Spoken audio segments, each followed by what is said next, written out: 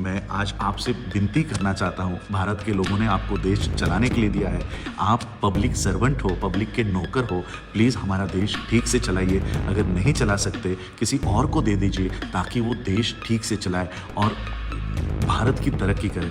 बस इतनी विनती मैं ऑस्ट्रेलिया के धरती से भारत के सभी राजनेताओं को करना चाहता हूँ। हमने आपको वहाँ पर धर्म का प्रचार करने के लिए नहीं भेजा, हमने आपको वहाँ पर किसी कल्चर का प्रचार करने नहीं भेजा, भारत को संभालने के लिए भेजा है।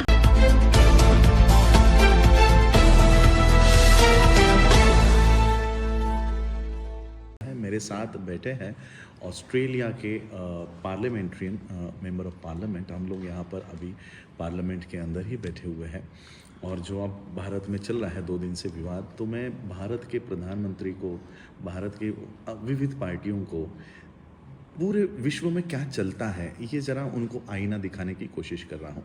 यहाँ पर हमारे साथ मल्टी कल्चरल इसके ऊपर बात कर रहे हैं।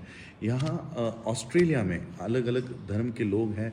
मेरे साथ यहाँ पर है डॉक्टर चीन Q, he is member of parliament, member of for south eastern metropolitan, तो मेरे साथ है। तो आइए उनसे जानते हैं, वो इंग्लिश में कहेंगे, हम लोग इसको हिंदी में फिर आप लोगों को समझाएंगे। तो डॉक्टर चीन क्यू, I come from India where there are 7 religions, Hinduism, Muslim, Islam, Christianity, Buddhism, Sikhism, Jainism. So there are 7 major religions, and we are nearly 132 crores, 130 billion population of India, and every kilometer if we travel, our culture changes, our language changes, our way of dressing changes, our food changes. So such a diversified country, India, I come from India, and you say that you have 160 religions. Yep. So in Australia there are 160 different religions. We want to know how Australia sees these religions and how they treat. Please, sir. Yep. Please. There are a few things about that. I'm not quite sure, but when people come to Australia, it's an open society, very democratic, and also people come here to build up their new life, either refugees or migrants with a business or with a skill. They come here and they build up a new life for themselves and for their children. And people accept the values of Australia, namely the democracy, the freedom, and we are very much a non-class society. Non-class society. So, see, non-class. So Yeah. for India, we should have a non-caste society. yeah. So that and then people come here and they respect the law, and also they adopt the values, and people are supported to for them to pursue their culture, their religions, and also their way of life, but as long as within the law. And the law is very democratic and very reasonable. We don't have a present law like some communist country, for example. Okay. So, and also people come here with more open mind, with a hard-working attitude, and they see the opportunity. That's another thing. We in Australia have a lot of opportunities for people to come here. Sometimes it's difficult for people. Take example of highly skilled. They come here and they couldn't find a job matching their skill, but they do have opportunity to do some of the things and re-qualified, or the children will flourish in this country. So in Victoria, in my electorate, about 56 or so % of people having their parents born overseas, either both parents. I myself was born overseas, so it's very rich and diverse. The population of Victoria is only 6 million, 6 point something. But we have so the different ethnic groups, they are the strength of our state. And our state is the most multicultural in Victoria, in Australia, and maybe overseas as well, in the world as well. In the world. In the world as well. Oh. And particularly the big groups, including the Indian migrants, the Vietnamese, most of them come here as refugees, and their children are now flourishing very well in the society because of opportunities, because of the education they receive, because of the law, because of the freedom that they can work and live in this country. So people cherish that and take the opportunities. And some of the big groups, including the Chinese, but the Chinese in generic name, but it's very different groups. Okay. So we have mainland Chinese, we have Hong Kong people, we have Taiwanese, and we have people born here a long time ago, because in the 18th and 19th century, a lot of Chinese workers come over here and work on the gold mine. So we have a long history. Having said that, we do have some, we have to recognize some of the wrongdoings in the past, particularly against the indigenous. So this state, also one of the states, is now moving toward a treaty. First on to recognize that we done things wrong to the indigenous people. Okay. And now we want to reconcile, and we will have assembly for the representative of the indigenous to have a voice in the parliament. It's not the same power as the lower house or the upper house, where they do have assembly, so they can bring up the issue. There are many issues, people, particularly for indigenous population. They were hunted down and killed. Tasmania, for example, one example. And more recent time, the children been taken away from the parents and put into some of the institutions, and a lot of physical, sexual abuse. Now we recognize that we have done something wrong, and now we want to I reconcile. will interrupt you. मैं आप लोगों को समझाना चाहता हूँ कि doctor साहब ने क्या कहा. इन्होंने कहा कि यहाँ के जो ओरिजिनल्स हैं, इनके साथ बहुत अन्याय हुआ, अत्याचार हुआ, इनके ऊपर बलात्कार हुए, बहुत सारे अन्य अत्याचार यहाँ पर हुए. तो इन्होंने अब एक लॉ पास किया है कि इनके साथ जो इतने सालों से अन्याय किया है, तो इनसे हम माफ़ी मांगेंगे. तो किसी भी प्रोग्राम में यहाँ पे शुरुआत होती है, तो पहले उन ओरिजिनल्स, मूल निवासियों से माफ़ी मांगी जाती है. जैसे हम लोग हमारे कार्यक्रमों की शुरुआत करते हैं तो महापुरुषों को वंदन करते हैं, या महापुरुषों को वंदन नहीं करते, यहाँ के एबोरिजिनल्स को माफ़ी मांगते हैं और फिर अपना बात शुरू करते हैं. तो देखिए, हमारे यहाँ पर 2500 सालों से SC ST OBC के लोगों को मारा गया, पीटा गया, उनके अधिकार छीने गए, लेकिन आज भी किसी को इनसे माफ़ी मांगने की इच्छा प्रकट नहीं होती है. Please sir. Yep. But now,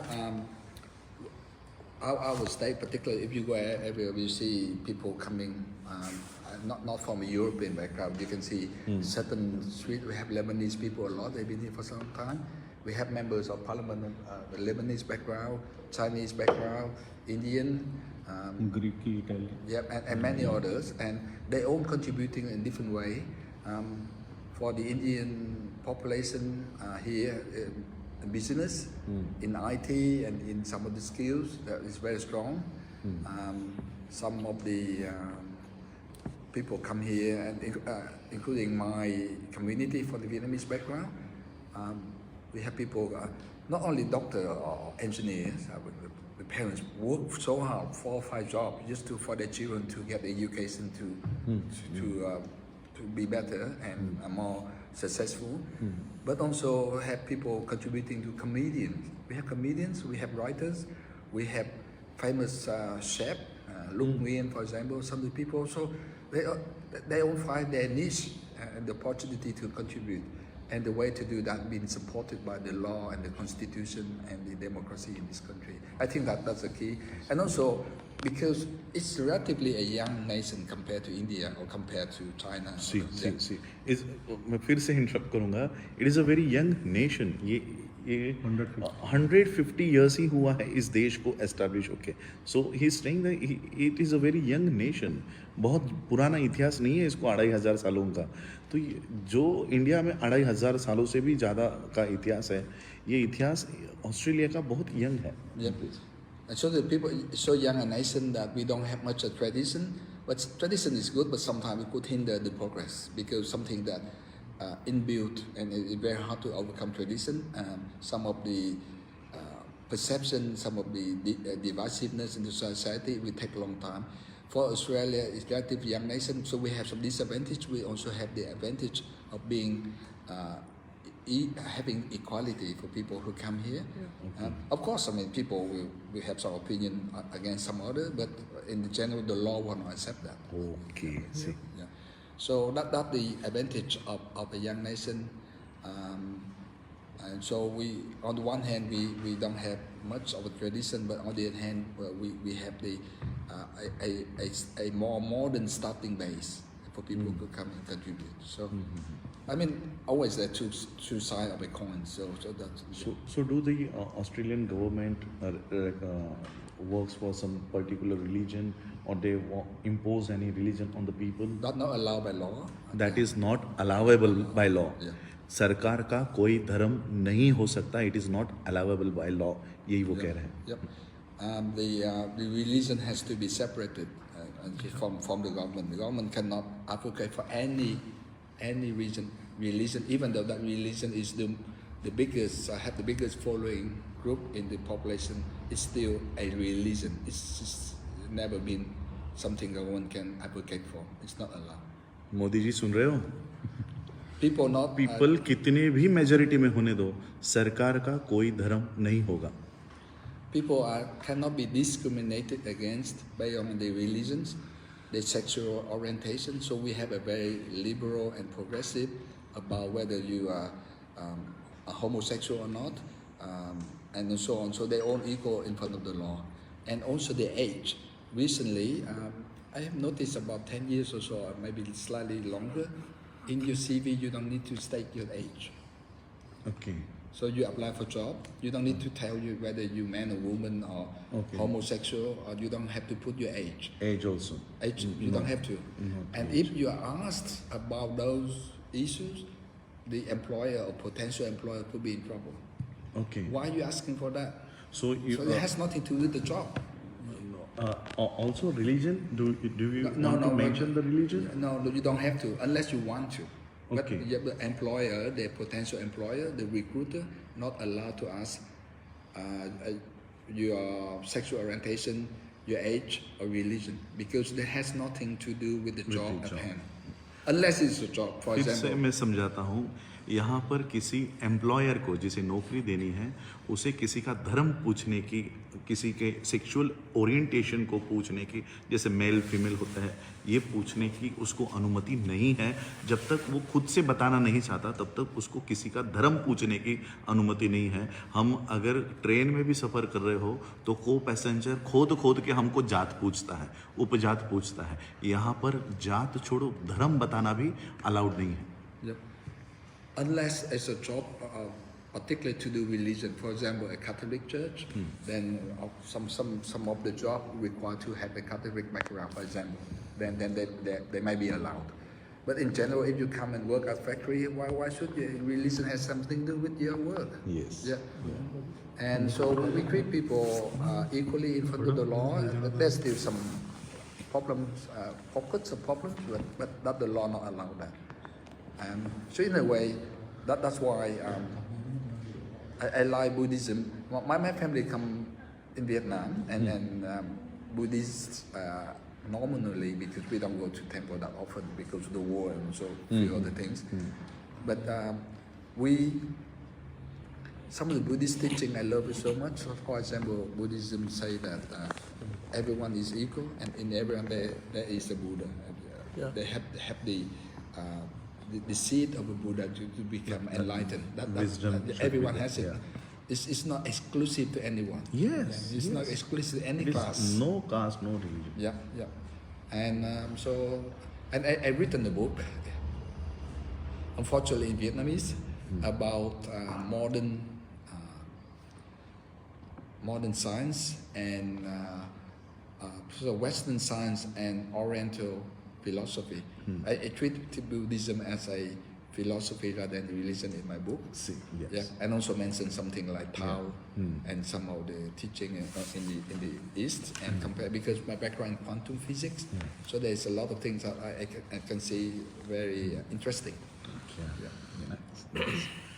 So बहुत अच्छा यहाँ पर जानकारी प्राप्त हुई है, जिससे भारत के लोगों को सोचने की, समझने की ज़रूरत है. यहाँ पर 160 डिफरेंट कल्चर के लोग यहाँ रहते हैं. अलग अलग धर्म को मानते हैं, अलग अलग, और उनकी वो जो कल्चर है उसे यहाँ की सरकार सिर्फ रोकती नहीं है, उनको बढ़ावा भी देती है, उनको सेलिब्रेट करती है। अगर कोई चाइनीज़ है, चाइनीज़ में भी यहाँ पर अलग अलग सेक्ट है, मेनलैंड चाइनीज़ है, कोई हांगकांग के चाइनीज़ है, चाइनीज़ में भी अलग अलग सेक्ट है, इंडियंस यहाँ पर है, कई सारे रिलीजन के लोग यहाँ पर रहते हैं और वो अपना अपना धर्म उनके जो कल्चर है उस हिसाब से प्रोफेस कर सकते हैं। तो जिन लोगों को बौद्ध धर्म की दीक्षा से तकलीफ होती है, हमारे बौद्ध धर्म को अपनाने के लिए त्रिशरण, पंचशील और 22 प्रतिज्ञा ये भारत के बौद्धों का कल्चर है। तो अगर ये भारत के बौद्धों का कल्चर है तो इंडियन गवर्नमेंट को, बीजेपी के लोगों को, आरएसएस के लोगों को इसमें तकलीफ क्यों होनी चाहिए अगर वो हमारा कल्चर है? तो इसलिए ये समझने की ज़रूरत है कि वर्ल्ड इतना आगे जा रहा है। ये 100-200 साल पुराना देश आज वर्ल्ड का सबसे एजुकेशन में सेकंड नंबर पे है, राइट? सबसे रहने लायक देश वर्ल्ड में सेकंड नंबर है। Most liveable city in world Australia है, जहां पर भारत के लोग, सबसे प्रोमिनेंट लोग भारत को छोड़कर जा रहे हैं। नरेंद्र मोदी को, भारत के प्रधानमंत्री को इंट्रोस्पेक्ट करने की जरूरत है कि क्यों इतने अच्छे अच्छे लोग भारत को छोड़ रहे हैं। क्योंकि आपकी गवर्नेंस गलत है, आप देश को ठीक से नहीं चला पा रहे हो। भारत जातियों से भरा पड़ा है, यहाँ पर जात छोड़ो धर्म बताना गुनाह है। आप जात पूछ पूछ कर अन्याय करते हो, धर्म पूछ पूछ कर सिटीजनशिप देने वाले हो, और भारत के बाहर एक दिन भारत खाली हो जाएगा। किसके ऊपर आप राज करोगे? किनके ऊपर आप कानून बनाओगे? किसके लिए आप CA/NRC बनाओगे? और इसलिए मैं ये वीडियो आपके भले के लिए कर रहा हूँ। मैं आप लोगों को, भले कोई भी गवर्न होने दो, भारत हमारा देश है, पिछले कई हज़ारों सालों से हम चले आ रहे हैं। भारत को तबाह मत करो, भारत को रहने लायक बनाओ। भारत को छोड़कर लोग वर्ल्ड में जा रहे हैं। एक समय था सम्राट अशोक बुद्ध के काल में वर्ल्ड के लोग भारत में आते थे। कहीं ना कहीं आपको आपके गिरेबान में झांक कर देखने की ज़रूरत है, क्यों भारत की इकोनॉमी ख़राब हो रही है, क्यों भारत का एजुकेशन सिस्टम ख़राब हो रहा है, क्यों हमारे बच्चों को यूक्रेन में जाकर पढ़ाई करने की नौबत आती है।